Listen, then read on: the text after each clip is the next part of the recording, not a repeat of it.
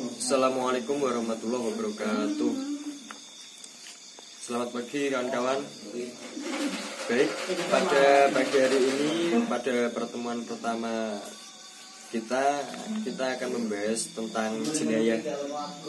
Nah, sebelum masuk ke dalam materi jinayah, nanti setelah mempelajari jinayah, siswa diharapkan agar bisa menjelaskan pengertian pembunuhan dan hukum-hukumnya. Lalu siswa mampu mengakses literatur fikih tentang pembunuhan. Siswa mampu melakukan refleksi atas aturan Islam tentang pembunuhan. Siswa mampu menerjemahkan dalil tentang hukum pembunuhan. Dan yang terakhir, siswa mampu menyimpulkan hukum tentang pembunuhan. Sebelum memasuki materi kita pada pagi hari ini, mari kita membaca doa terlebih dahulu. Baca Al-Fatihah bersama-sama. Bismillahirrahmanirrahim. Alhamdulillahirabbil alamin. Ar-Rahmanirrahim. Maliki yaumiddin. Iyyaka na'budu wa iyyaka nasta'in. Ihdinas siratal mustaqim. Siratal ladzina an'amta 'alaihim ghairil maghdubi 'alaihim waladdallin. Amin. Nah, langsung saja ke pembahasan, yakni tentang jinayah. Mungkin ada yang sudah tahu apa yang disebut dengan jinayah. Nah, jinayah adalah hukum fikih yang membahas tentang kriminal, yang meliputi kasus yang mencederai atau melukai orang lain, baik fisik maupun batin, atau disebut amwal.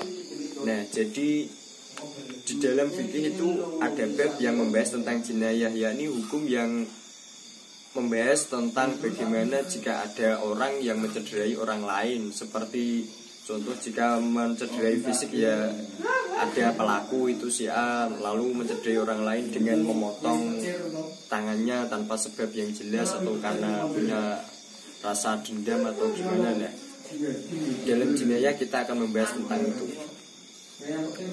Nah, jadi pelaku atau orang yang mencederai orang lain itu di sini kita sebut sebagai jani, yakni orang yang melukai orang lain. Nah, tentu barang siapa yang melukai orang lain maka tentu ada konsekuensinya.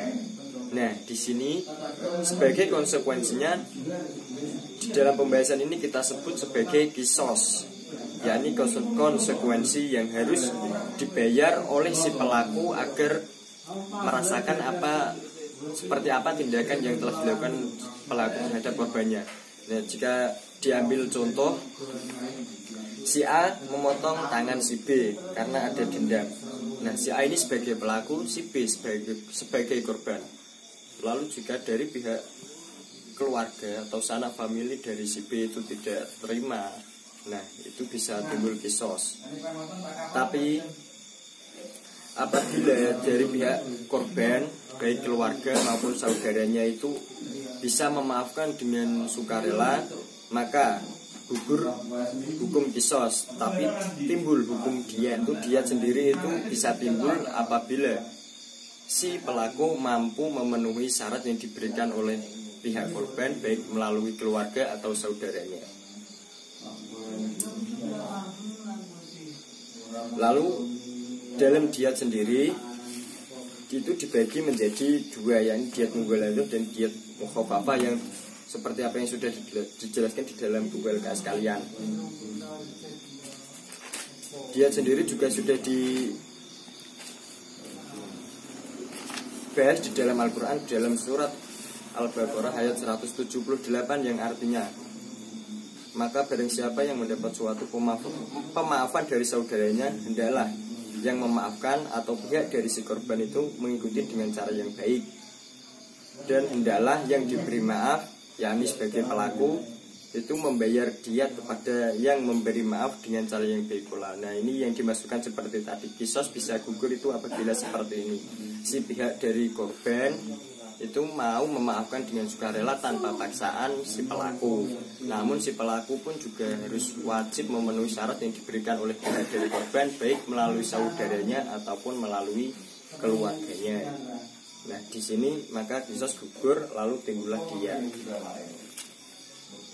Terkait masalah definisi kisos yang lebih jelas, pembagian kisos atau definisi diat dan pembagian diat yang lebih jelas sudah tertera pada LKS kalian masing-masing, dan mungkin bisa kalian baca masing-masing. Dan di sini saya hanya memberikan penjelasan sedikit saja agar kalian mau membaca dan bisa mungkin ada yang bisa menebakkan tentang apa yang sudah saya jelaskan nanti.